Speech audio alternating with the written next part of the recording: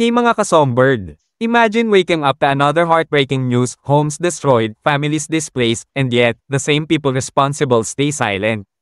But this time, someone refused to keep quiet. Asia's songbird herself, Regine Velasquez, has spoken up and she did not hold back. Kung akala ng iba na mananatiling tahimik si Regine, well, think again. Kasi ngayong naglabas siya ng sama ng loob tungkol sa kapabayaan ng gobyerno at pagkasira ng kalikasan, literal na gumuhit sa netizens ang kanyang mga salita. So, what exactly did she say? Bakit nag-viral ang post na to? And what deeper message is she trying to send? Let's break it down. Nagsimula ang lahat ng mag-post si Regine ng isang matinding rant sa kanyang Instagram, kasunod ng pananalasa ng Bagyong Tino sa Cebu at Visayas.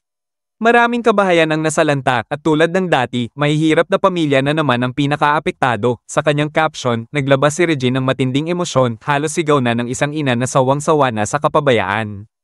She wrote, "Sino ba ang nagbigay ng permiso batasin ang ating kabundukan? Putulin ang mga puno, sirain ang karagatan. Sino? Hindi na natin maibabalik ito sa dating ganda." And if that wasn't powerful enough, she ended her post with a haunting line.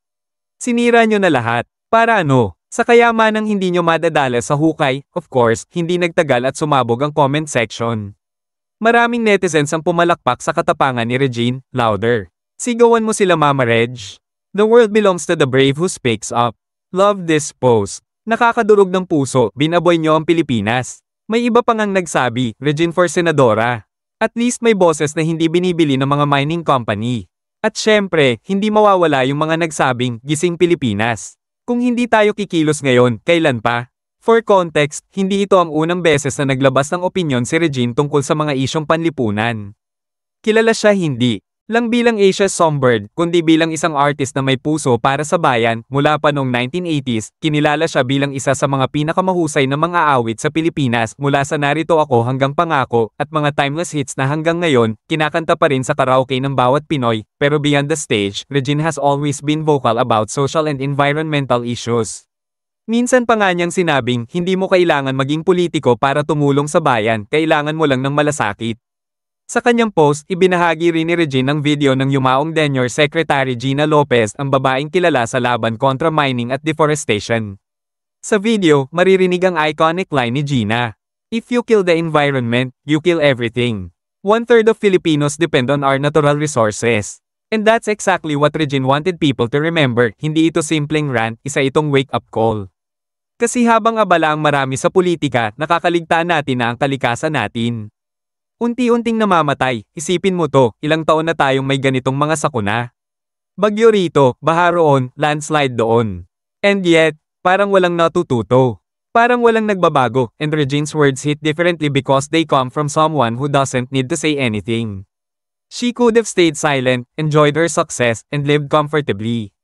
Pero hindi, she chose to speak up. May nagsabi nga sa comment section, kapag ang Asia's songbird na mismo ang kumanta ng hinaing ng bayan, dapat makinig na tayo. This isn't just about Bagyong Tino, Cebu, or Visayas.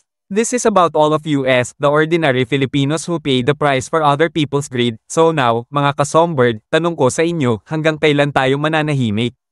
Hanggang kailan natin titiisin na sirain ang ating bundok, ang ating dagat, at ang kinabukasan ng mga anak natin? Regine's voice has always been powerful, but this time, it's not about high notes. It's about hard truths, and maybe, just maybe, her words can be the song that finally wakes us up. Kung sang-ayon ka sa sinabi ni Regine, hit that like button. Comment below kung ano sa tingin mo ang dapat gawin ng gobyerno para mapangalagaan ang kalikasan. At syempre, huwag kalimutang mag-subscribe dahil dito sa channel na to, lagi nating binibigyang boses ang mga isyong tunay na dapat pakinggan.